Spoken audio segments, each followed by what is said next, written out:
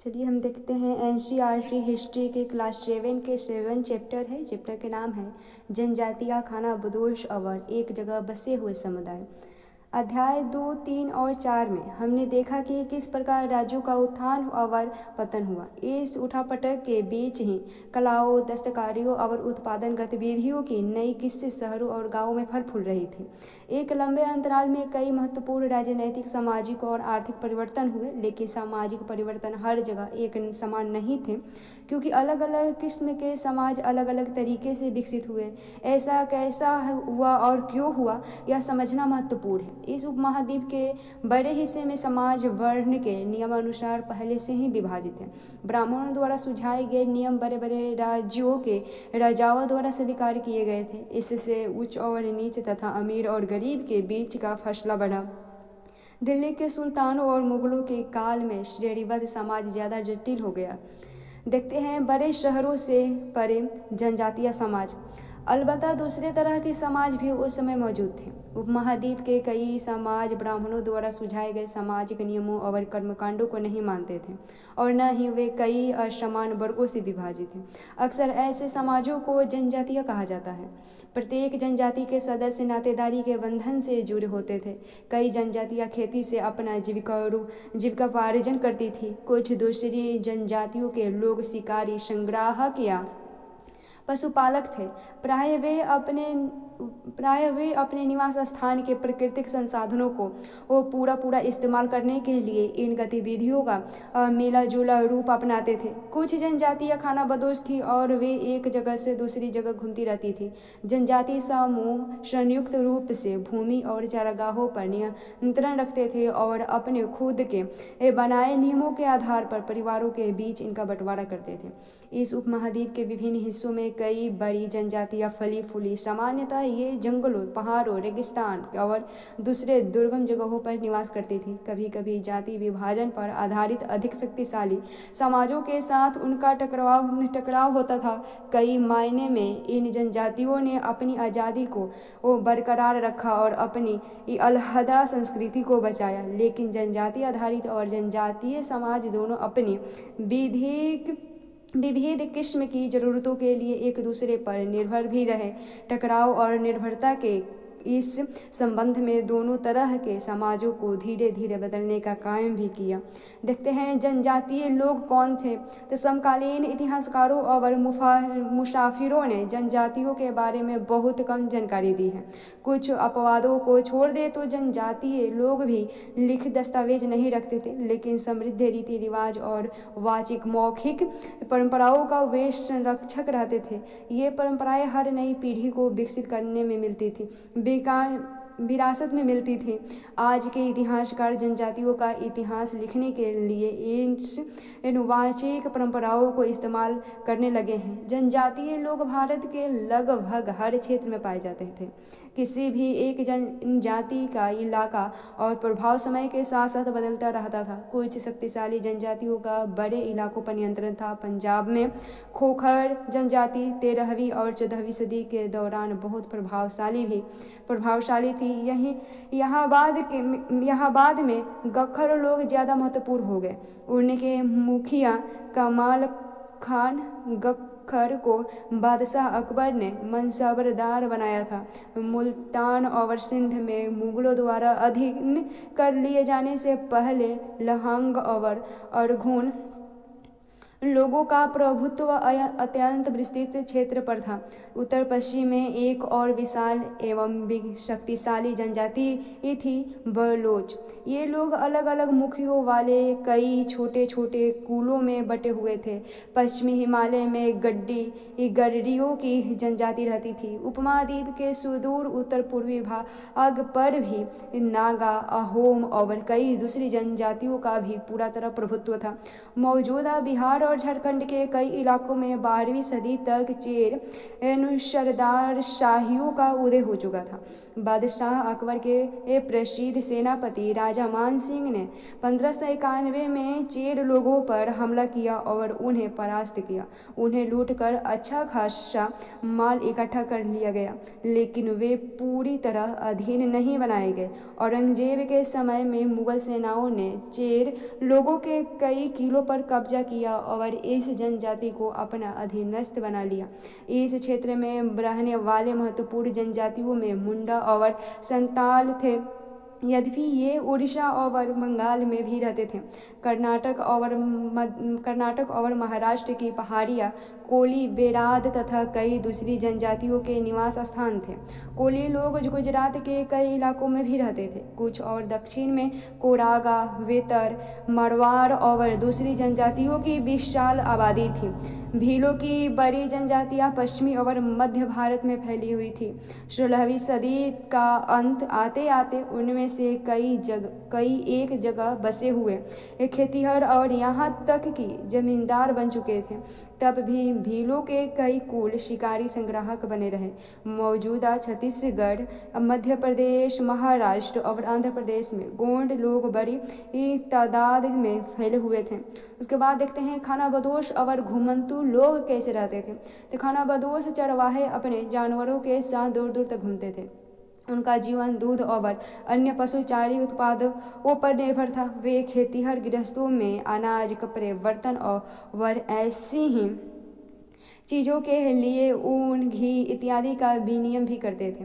कुछ खानाबदोश अपने जानवरों पर सामानों की ढुलाई का काम भी करते थे। एक जगह से दूसरी जगह आते जाते वे सामानों की खरीद फरोख्त करते थे। बंजारा लोग सबसे महत्वपूर्ण व्यापारी खानाबदोश थे। उनका कारवा डाटा कहलाता था। सुल्तान अलाउद्दीन खिलजी बंजारों का ही इस्तेमाल नगर के बाजारों तक अनाज की ढुलाई के लिए करते थे। बादशाह जहांगीर ने अपने संस्मरणों में लिखा है कि बंजारे विभिन्न इलाकों से अपने बैलों पर अनाज ले जाकर शहरों में बेचते थे। सैन्य अभियानों के दौरान वे मुगल सेना के लिए खदानों की ढुलाई का काम करते थे। किसी भी विशाल सेना के लिए 1 लाख बैल अनाज ढोते थे। कई पशुचारी जनजातियां मवेशी और घोड़ों जैसे जानवरों के पालने, पोषने और संपन्न लोगों के साथ उन्हें बेचने का काम करती थी। छोटे मोटे फेहरी वालों की विभिन्न जातियां भी एक गांव से दूसरे गांव भ्रमण करती थी। ये लोग कंडे की चीज़ें, फूस की चटाई और मोटे बोरे जैसे माल बनाते और बेचते थे। कभी कभी भिक्षुक लोग भी घुमंतू सौदागरों का काम करते थे। नेतरकों, गायकों और अन्य तमाशबीनों की भी जातियाँ थीं जो विभिन्न नगरों और गांवों में कमाई के लिए अपनी कला का प्रदर्शन करती थीं। एक चित्र दिया गया है। घुमंतू व्यापारियों की श्रृंखलाएं भारत की बाहरी दुनिया से जोड़ती थी। यहाँ मेवाड़ इकट्ठा करके उन्हें ऊँटों पर लादा जा रहा है और मध्य एशिया के व्यापारी ऐसी वस्तुएं भारत लाते थे और बंजारे एवं अन्य व्यापारी उन्हें स्थानीय बाजारों तक पहुँचाते थे। बंजारे के बारे में देखते हैं। 17वीं सदी के आरंभ में भारत आने वाले एक अंग्रेज व्यापारी पीटर मंडी ने बंजारों का वर्णन किया है। सुबह हमारी मुलाकात बंजारों की एक टांडा से हुई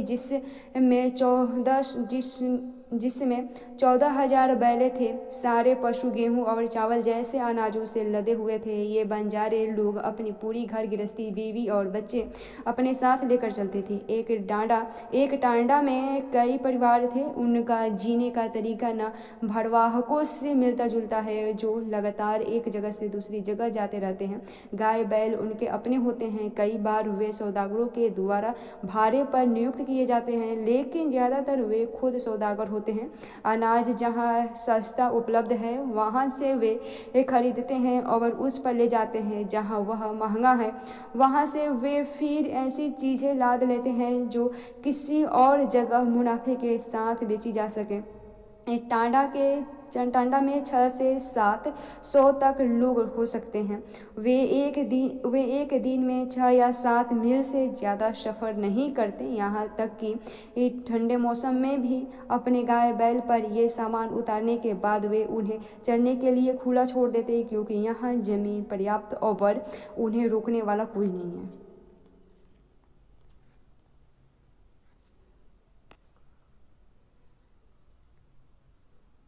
उसके बाद देखते हैं बदलता समाज, नई जातियाँ और श्रेणियाँ। जैसे जैसे अर्थव्यवस्था और समाज की ज़रूरतें बढ़ती गई, नए हुनर वाले लोगों की आवश्यकता पड़ी।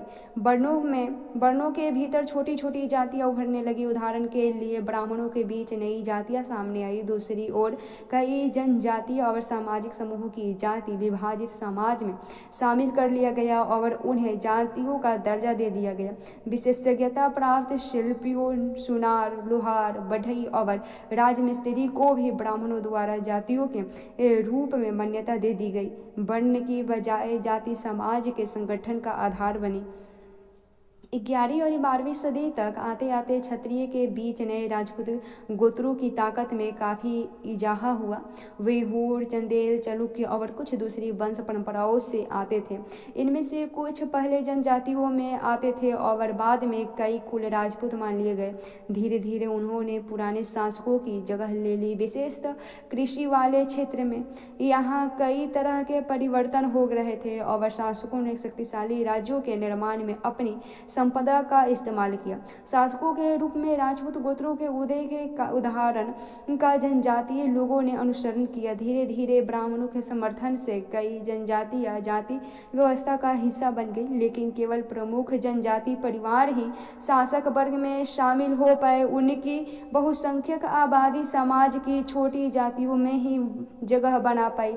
दूसरी तरफ पंजाब, सिंध और उत्तर पश्चिम सरहद की प्रभुत्वशाली जनजातियों ने काफ़ी पहले इस्तेमाल को अपना लिया था। वे जाति व्यवस्था को नकारते रहे। सनातनी हिंदू धर्म के द्वारा प्रस्तावित गैर बराबरी वाले सामाजिक व्यवस्था इन इलाकों में बड़े पैमाने पर स्वीकार नहीं की गई।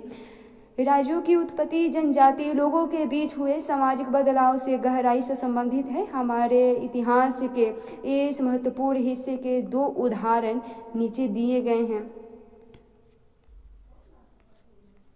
देखते हैं नज़दीकी से एक नज़र गोंड के बारे में देखते हैं। तो गोंड लोग गोंडवाना नामक विशाल वन प्रदेश में रहते हैं। वे स्थानांतरीय कृषि अर्थात जगह बदल बदल कर खेती करते हैं। विशाल गोंड जनजाति कई छोटे छोटे कुलों में भी बटी हुई थी। प्रत्येक कुल का अपना राजा या राज्य होता था। जिस समय दिल्ली के सुल्तानों की ताकत घट रही थी, उसी समय कुछ बड़े गोंड राज्य छोटे गोंड सरदारों पर हावी होने लगे थे। अकबर के शासनकाल के एक इतिहास अकबरनामा में उल्लेखित है कि गढ़ नुकटंगा के गोंड राज्य में 70,000 गांव थे। इन राज्यों को प्रशासनिक व्यवस्था केंद्रीकृत हो रही थी। राज्य गढ़ों में विभाजित थे। हर गढ़ किसी खास गोंड कुल के नियंत्रण में थे। ये पुनः 84 गांवों की इकाइयों में विभाजित होते थे, जिन्हें 84 कहा जाता था। 84 का उपविभाजन बरहोतों में होता था, जो 12 गांवों को मिलाकर बनते थे। बड़े राज्यों के उदय ने गोंड समाज के चरित्र को बदल डाला। उनका मूलतः बराबरी वाला समाज धीरे धीरे असमान सामाजिक वर्गों में विभाजित हो गया। ब्राह्मण लोगों ने गोंड राजाओं से अनुदान में भूमि प्राप्त की और अधिक प्रभावशाली बन गए। गोंड सरदारों को अब राजपूतों के रूप में मान्यता प्राप्त करने की चाहत हुई, इसलिए गढ़ कंटका के गोंड राजा अमरदास ने संग्राम शाह की उपाधि धारण की। उसके पुत्र दलपत ने महोबा के चंदेल राजपूत राजा शाहवामन की पुत्री राजकुमारी दुर्गावती से विवाह किया। गढ़कंटका का समृद्ध राज्य था। गढ़कंटका का एक समृद्ध राज्य था। इसने हाथियों को पकड़ने और दूसरे राज्यों में उनका निर्यात करने का व्यापार में आसान धन कमाया। जब मुगलों ने घोड़ों को हराया तो उन्होंने लूट में बेशकीमती सिक्के और हाथी बहुताया में हथियार लिए। उन्होंने राज्य का एक भाग अपने कब्जे में ले लिया और शेष वीर नारायण के चाचा चंदन शाह को दे दिया। गढ़कंटका के पतन के बावजूद गौड़ राज्य कुछ समय तक चलता रहा, लेकिन वे काफ़ी कमज़ोर हो गए और बाद में अधिक शक्तिशाली बुंदेलों और मराठों के खिलाफ उनके संघर्ष असफल रहे। अहोम के बारे में देखते हैं। अहोम लोग मौजूदा म्यांमार से आकर 13वीं सदी में ब्रह्मपुत्र घाटी में आ बसे। उन्होंने भूइयों यानी भूस्वामी लोगों की पुरानी राजनीतिक व्यवस्था का दमन करके नए राज्य की स्थापना की। 16वीं सदी के दौरान उन्होंने चोटियों जो यानी 1523 में और कोच हाव जो 1581 ईस्वी के राज्यों को अपने राज्य में मिला लिया। उन्होंने कई अन्य जनजातियों को भी अधीन कर लिया। अहोमों ने एक बड़ा राज्य बनाया और इसके लिए 1530 के दशक में ही इतने वर्षों पहले आग्नेय अस्त्रों का इस्तेमाल किया। 1660 तक आते आते वे उच्च स्तरीय बारूद और तोपों का निर्माण करने में सक्षम हो गए थे, लेकिन अहोम लोगों को दक्षिण पश्चिम से कई आक्रमणों का सामना करना पड़ा। 1662 में मीर जोमला के नेतृत्व में मुगलों ने अहोम राज्य पर हमला किया। बहादुरी से सामना करने के बावजूद अहोम लोगों की पराजय हुई, लेकिन उस क्षेत्र पर मुगलों का प्रत्यक्ष नियंत्रण ज़्यादा समय तक बना नहीं रह सका। अहोम राज्य व्यापार पर निर्भर था। राज्य के लिए जिन लोगों से जबरन काम लिया जाता था वे पाइक कहलाते थे। अहोम राज्य में एक जनगणना की गई थी। प्रत्येक गांव को अपनी बारी आने पर निश्चित संख्या में पाइक भेजने होते थे। इसके लिए जनगणना के बाद सघन आबादी वाले इलाकों से कम आबादी वाले इलाकों में लोगों को स्थानांतरित किया गया। इस प्रकार अहोम कुल टूट गए। 17वीं शताब्दी का पूर्वार्ध पूरा होते होते प्रशासन खासा केंद्रीकृत हो चुका था। लगभग सभी वयस्क पुरुष युद्ध के दौरान सेना में अपनी सेवाएं प्रदान करते थे। दूसरे समय में वे बांध, सिंचाई व्यवस्था इत्यादि के निर्माण या अन्य सार्वजनिक कार्यों में जुटे रहे थे। अहोम चोल चावल की खेती के लिए नए तरीके से अमल में लाए थे। अहोम समाज कुलों में विभाजित था, जिन्हें खेल कहा जाता था। वहाँ दस्तकारों की बहुत कम जनजातियाँ थे, इसलिए अहोम क्षेत्र में दस्तकार निकटवर्तीय क्षेत्रों से आए थे। एक खेल के नियंत्रण में प्राय कई गांव होते थे। किसान को अपने ग्राम समुदाय के द्वारा जमीन दी जाती थी। समुदाय की सहमति की बगैर राजा तक इसे वापस नहीं ले सकता था। शुरुआत में अहोम लोग अपने जनजातीय देवताओं की उपासना करते थे, लेकिन 17वीं सदी के पूर्वार्ध में ब्राह्मणों के प्रभाव में बढ़ोतरी हुई। मंदिर और ब्राह्मणों को राजा के द्वारा भूमि अनुदान में दी गई। शिव सिंह, जिनका शासनकाल 1714 से 44 का था, तो सिंह के काल में हिंदू धर्म वहाँ का प्रधान धर्म बन गया था। लेकिन अहोम राजाओं ने हिंदू धर्म को अपनाने के बाद अपनी पारंपरिक आस्थाओं को पूरी तरह से नहीं छोड़ा था। अहोम समाज एक अत्यंत परिष्कृत समाज था। कवियों और विद्वानों को अनुदान में जमीन दी जाती थी। नाट्य कर्म को प्रोत्साहन किया जाता था। संस्कृत की महत्वपूर्ण कृतियों का स्थानीय भाषा में अनुवाद किया गया था। बुरंजी नामक ऐतिहासिक कृतियों को पहले अहोम भाषा में और फिर असमिया में लिखा गया था। निष्कर्ष के तौर पर देखें तो जिस युग की हम चर्चा करते आए हैं, इस युग के दौरान उपमहाद्वीप में काफ़ी सामाजिक परिवर्तन हुए। वर्ण आधारित समाज और जनजातीय लोग एक दूसरे के साथ लगातार संपर्क में आते रहे। इस आदान प्रदान ने दोनों तरह के समाजों को अनुकूलन और बदलाव की प्रक्रिया चढ़ाई। बहुत सी विभिन्न प्रकार की जनजातियाँ थीं और उन्हें विभिन्न प्रकार की जीविकाएँ अपनाई। कालांतर में उनमें से कई जाति आधारित समाज में शामिल हो गई, लेकिन कईयों ने जाति व्यवस्था और सनातनी हिंदू धर्म दोनों को ही नकार दिया गया। कुछ जनजातियों ने सुसंगठित प्रशासनिक व्यवस्था वाले विस्तृत राज्यों की स्थापना की। इस पर तरह वे राजनीतिक रूप से ताकतवर हो गए। इसने उन्हें बृहद और अधिक जटिल राज्यों और साम्राज्यों के साथ संघर्ष की स्थिति में ला खड़ा किया। मंगोल के बारे में देखते हैं। अपने एटलस में हम मंगोलिया ढूंढ सकते हैं। हम इतिहास में सबसे प्रसिद्ध पशुचारी और शिकारी संग्राहक जनजाति मंगोलों की थी। वे मध्य एशिया के घास के मैदानों यानी स्टेपी और थोड़ा उत्तर की ओर के वन प्रांतों में बसे हुए थे। 1206 में चंगेज खान ने मंगोल और तुर्की जनजातियों में एकता पैदा करके उन्हें एक शक्तिशाली सैन्य बल में बदल डाला। अपनी मृत्यु के समय वह एक सुविस्तृत प्रदेश का शासक था 1227 में, और उसके उत्तराधिकारियों ने एक विशाल साम्राज्य खड़ा किया। अलग अलग समय के इसके अंतर्गत रूस, पूर्वी यूरोप और चीन तथा मध्य पूर्व का खासा बड़ा हिस्सा शामिल था। मंगोल के पास सुसंगठित सैन्य एवं प्रशासनिक व्यवस्था थी। ये विभिन्न जाति और धार्मिक समूहों के समर्थन पर आधारित थी।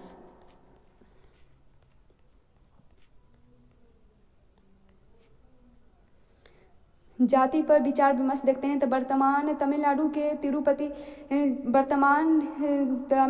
के तिरुचिरापल्ली तालुक में स्थित अय्यारकोंड उदयनार के 12वीं शताब्दी के अभिलेख में ब्राह्मणों की एक सभा के विचार विमर्श का वर्णन मिलता है। ये रथकार यानी शाब्दिक अर्थ है रथ बनाने वाले लोग की सामाजिक स्थिति पर विचार विमर्श कर रहे थे।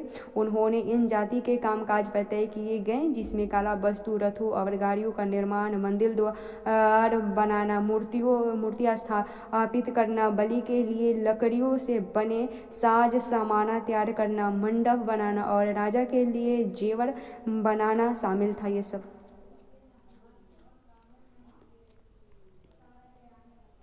उसके बाद देखते हैं साइड में दिया है कुल के बारे में। तो परिवार या घरों के एक ऐसे समूह को कुल कहते हैं जो एक ही पूर्वज की संतान होने का दावा करते हैं। जनजातीय संगठन प्रायः नातेदारी या कुल संबंधी निष्ठा पर आधारित होते हैं।